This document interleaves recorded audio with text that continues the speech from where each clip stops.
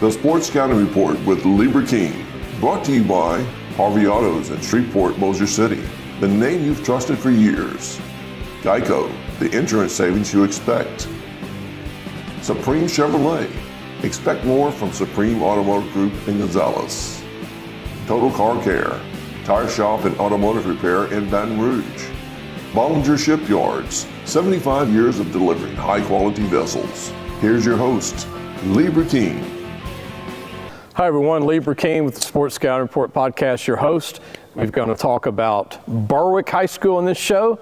We have the quarterback, and we're going to have the head coach. The head coach played college football and played at John Curtis High School. The quarterback's going to be a class of 225 senior. We're going to introduce him when we come back. Berwick's, they've had some good quarterbacks and receivers the last 5 years, and we'll talk about that as well. But we're watching the Sports Scouting Report podcast, Berwick High School. We'll be right back. Listen, whatever you're driving right now, Tommy Harvey wants it. Bring it in to Harvey Subaru, Lexus of Shreveport, Bossier City, or John Harvey Toyota. They're paying big bucks for all trades right now. They'll cut you a check right there. Tell them Lee sent you. Hi everyone, welcome back. Libra King, Louisiana Football Magazine also since '97. Make sure to go to our website come July. We're going to promote Berwick. We're going to have a preview of the football team, which will come out late July, early August on lafootballmagazine.com. And also make sure to hit the free subscribe button, like and share our show if you like it. Hopefully you will. Without waiting any longer, I want to introduce the quarterback from Berwick, who's going to be a senior this coming year, Evan Crappell. Crappell. Yes, Crappell. Mom, don't get mad at me. So you're the second year starter. Yes, sir. You can spin it. Crappell was pretty good, the guy before you 3 years who I saw play. And I saw you play a little bit last year on film. You can spin the ball a little bit. Did you learn a lot from Crappell, the quarterback, before you tell everybody? What did you learn from him? I learned a lot from Crew. We did drills every day with each other. He always tried to get me better. Crew taught me to use my athleticism more, and yeah. Baseball too? You said yes, anywhere in the infield, right? Yes, sir. I play everywhere in the infield. Shortstop, second, first, and third? Yes, sir. Depends who pitches, I'll play anywhere. That's unique because not everybody can play first because of the arm, right? Yes, sir. And last year in the semifinal game, our first baseman got hurt, and I went in and I played first the rest of the game. Wow.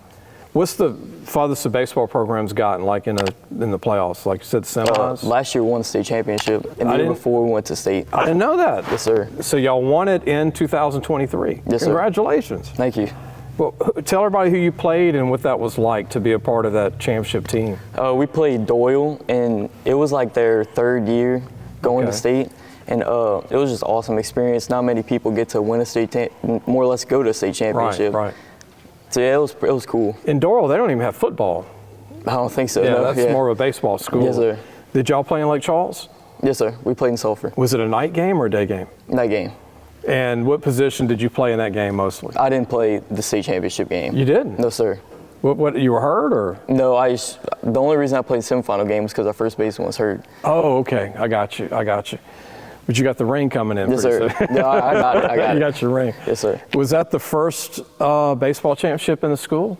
No, sir. We won one in 2018. Okay. And one before that, I think like 1970-something. Kind of on a roll. Yes, sir. And then you're going to be a full-time baseball starter this coming year, right? Yes, sir. And you're the quarterback of the program. What's it like playing for Coach Walker, who played college ball? He was a linebacker, played at John Curtis.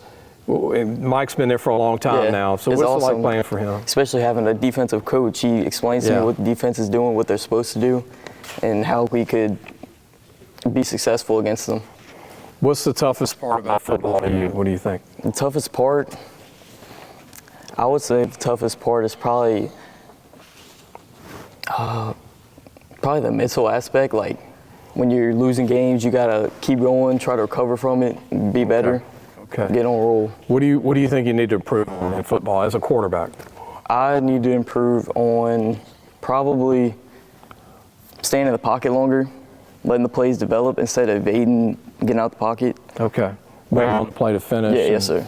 Not getting out too soon. Yeah. Let the routes go. Yes, sir.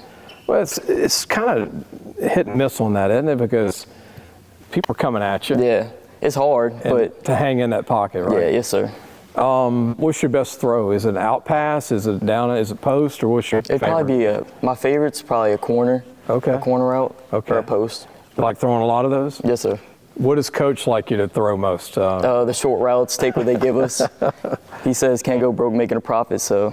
There you go. Yeah. Safe pickups. Yeah, yes, sir. A lot of 5-yarders, Yeah. 4-yarders. You want to talk about your top receivers, just to give them a little love, your guys? Yes, sir. We have Carter Whipple coming back. He's a big guy, 6'3". Yeah. Like 180. Tall. Yeah, big guy. We have we're gonna have Miguel Melendez, also tall, probably like 6'3", 6'4". Good height to throw to. Yes, sir. What about any O-lineman you want to mention? Oh yeah, we got 4 out of 5 linemen coming back. We got Dylan Armand, Donnie Adams, Jason Matthews, and Trey Leak Pratt. Coach told me about them on the phone. He said they're a very good veteran group. Oh yeah, yes, that's, sir. That's good for you. Yeah. You got all these big, tall receivers. You got your line. Yeah, it's we all small senior class. We have a lot of people coming back. it's exciting. Yeah. Maybe y'all can shock the world in football. Yes, sir. Since you won a That's the baseball plan. championship, right? Yeah. It's good to meet you, Evan. Yes, sir. And Crappell, right? Yes, sir. And quarterback, Berwick, going to be a senior this coming year, class of 225, under the radar guy, also a baseball player, infielder if you're a college coach listening. He's got an arm.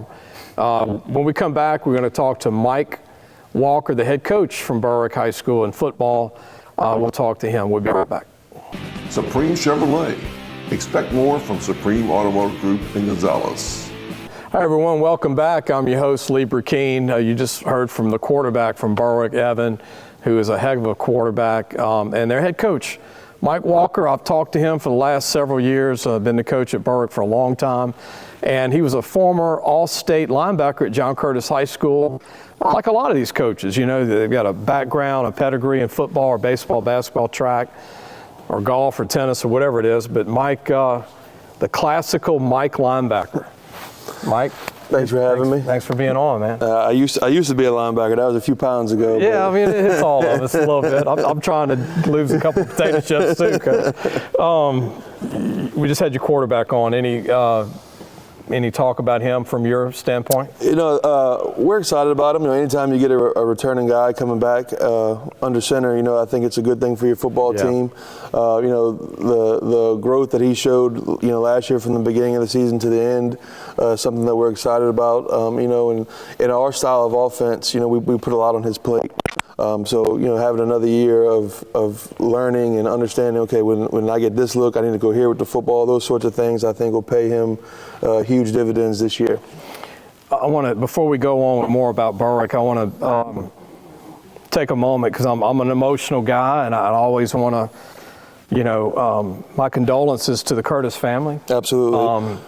JT Curtis's his wife Miss Lydia passed away. You know, for those people that aren't necessarily involved or directly involved with that school, you know, she was his rock and his support for 50 plus years on the sidelines. You know, worked in the school when I was in school there. She was, you know, in the building every day.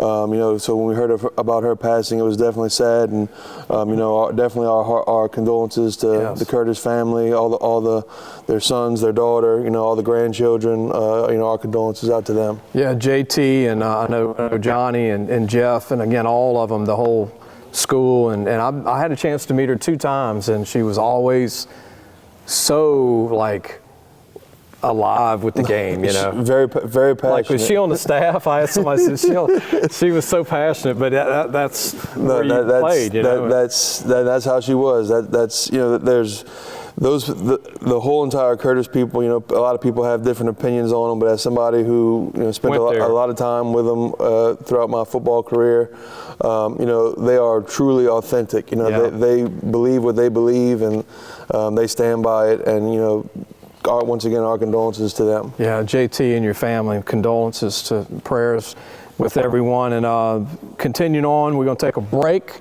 When we come back, I want to ask Coach Walker what it was like to be at Nicholls State back in the day, Harvard on the Bayou. Harvard on the Bayou. And also his team. He's had a lot of different teams at Berwick. He's had 20 players, he's had 30 players, he's had 40 players, and maybe even below 20. We'll be right back. Total Car Care, tire shop and automotive repair in Baton Rouge. Welcome back. Lee Burkeen, your host, Sports Scouting Report podcast, also on our Louisiana Football Magazine since 1997. And Mike Walker, who's our guest, the head coach at Berwick, was in our magazine at John Curtis back in the day, the Patriots. One of many linebackers to come out of the school. Had a bunch of them. You want to give a shout out to your linebacker coach at Curtis? My linebacker coach was Leon Curtis. He was also our defensive coordinator. Taught me a lot about how to play linebacker, how to read offenses, and one of the most influential people. It's why I do what I do now. Coach Leon, Coach Johnny, Coach JT, Coach Rob, who passed away. All those guys had profound impacts on who I was when I was that age, and it's a big reason why I do what I do now. Linebacker, Mike Stonebreaker, Greg Dubrock, Mike Merler, and some of the guys that they've had come out more recently made me realize that Bobby Powers. That I wouldn't even mention Duke Riley, Kenny Young, those guys that came after me. Still in the NFL. That are good player, really good players. Kenny Young, UCLA, Duke, LSU, still in the league doing great. He was with Miami last time I checked. No, I believe he still is. No, he's a great player. Great player. And then you talk about the great. They call Curtis running back Reggie Dupart and Jonathan Wells and all the great, but I think linebacker No, we had some good ones. We had some good ones. Going back to Berwick, turning the page, Coach, what do you think of this team coming up 24? You've always had different teams, and you've got a lot of guys that play both ways, key guys. No, we're excited about what 2024 holds. We lost two really good football players that graduated. But we got a lot of other guys coming back. In particular, we got a lot of guys up front coming back on offense and defensive line. So we think that there's a chance for us to, improve. In 23, we were 2-8, but we had a handful of games where we were literally 2 or 3 plays away from, a tackle here or a tackle there from winning. So we weren't that far off. Obviously, nobody ever wants to be 2-8, so there's a lot of room for improvement. Right. But we feel like we're close. We're a lot closer than our record indicates. Mike, how do you like where high school football is right now in the state? I think it's in a good. I think it's more competitive now than it's been in a long time. Having played when everything was together, I would love to see that again. Everything put back together. But and we were a big reason, or it was to our advantage in 22 when we made a quarterfinal run. Having the split the way that the new split, if you will. Right. I think that helped us tremendously. So it allowed us to go to the quarterfinals for the first time in a long time. I think high school football is in a good place right now. You went to Nicholls State, played football? I did, yes, sir. I'm worried about the portal because of the smaller colleges. A guy goes to Nicholls now, he gets all conference, he's got a year left, he's got a little pro ability, and all of a sudden, all this money's being offered to him. It's like, wait, you went to school with all these guys for 3 years, or do you take the check and you go to UCLA or Marshall? Well, that's the way college football has gone. Is these guys, they use the Power Fives or the big time schools use the smaller level football as sort of a minor league, if you will, where they see a guy have success. And as a coach, I understand why would you want to take a chance on a high school kid when you have a guy who's played college football and who's a little bit more physically mature. So all that I understand, but the problem is the ones that are getting the short end of the stick are the high school kids.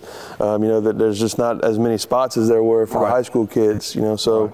Hopefully they figure something out to where there's a balance, more balance, where a lot of these high school kids that we've had over the past couple of years, we've had high school kids that that graduated from Berwick that were good players that deserved to play at the next level, but there was just no spots for them. So which is on the unfortunate side of it, but I think they'll figure it out eventually, and it'll kind of balance itself out. I have no political power at all in Louisiana, but I would like to say anybody that does, let's start a junior college program in Louisiana. What do you think? There's a lot of guys that fall through the cracks. Let's have 4 or 5 junior colleges like in Texas.